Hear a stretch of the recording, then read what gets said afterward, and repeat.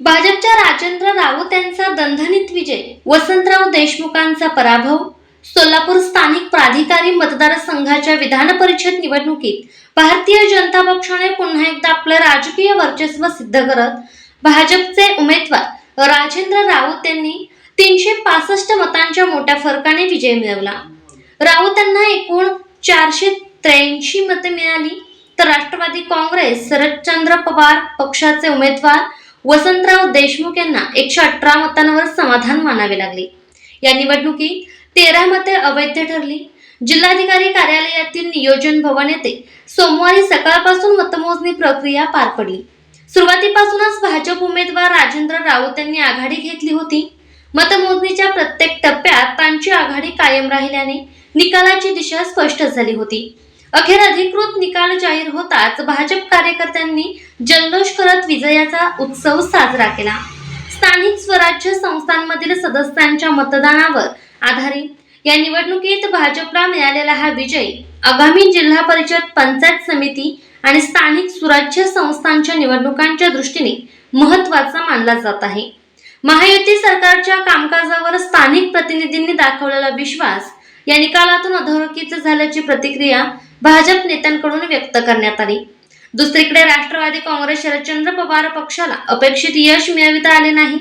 स्थानिक पातळीवरील राजकीय समीकरणे आणि संघटनात्मक ताकद यामध्ये भाजपने स्पष्ट आघाडी घेतल्याचे या निकालातून दिसून आले.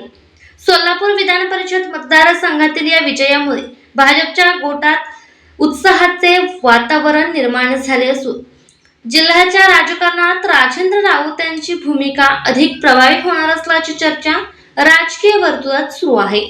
स्पष्ट बहुमत असतानाही भाजपने ही निवडणूक अतिशय प्रतिष्ठेची केली आहे. दुसरीकडे महाविकास आघाडीतील राष्ट्रवादी काँग्रेस शरदचंद्र पवार पक्षाने या निवडणुकीत उडी घेतल्याने चुरस वाढली होती. महायुतीकडून पालकमंत्री जयकुमार गोरे आणि महाविकास आघाडीच्या वतीने खासदार धैर्यशील मोहिते पाटील यांनी निवडणुकीदरम्यान केलेल्या आरोप प्रत्यारोपाने या निवडणुकीत अधिक रंगत आली होती. दरम्यान मतमोजणीच्या पूर्वसंध्येला महायुतीचे उमेदवार राऊत व महाविकास आघाडीचे उमेदवार देशमुख यांनी आपल्या विजयाचा दावा केला होता. या निवडणुकीसाठी गुरुवारी जिल्ह्यातील 6 केंद्रांवर मतदान झाले होते. यात 614 पैकी 612 मतदारांनी मतदानाचा हक्क बजावला होता. सुमारे 99.68% इतके मतदान झाले होते. मतदानानंतर सर्व मतपेट्या 7 रस्ता परिसरातील नियोजन भवन येथे स्ट्रॉंग रूम मध्ये कडक बंदोबस्तात ठेवण्यात आल्या होत्या.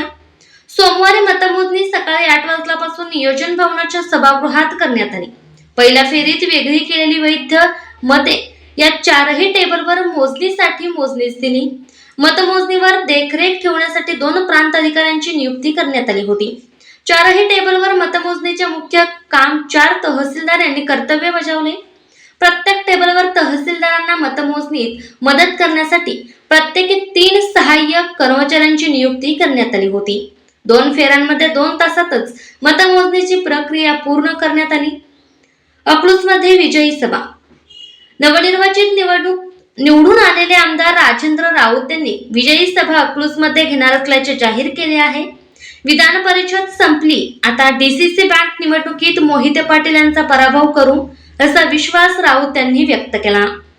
SK news Solapur.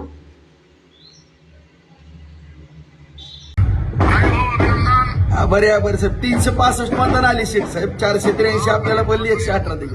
हो, तुमच्या आशीर्वादाने झालं साहेब सगळं. पण फार मनावर घेतलं. हो येतो साहेब. हो सर. हो सर. हो सर.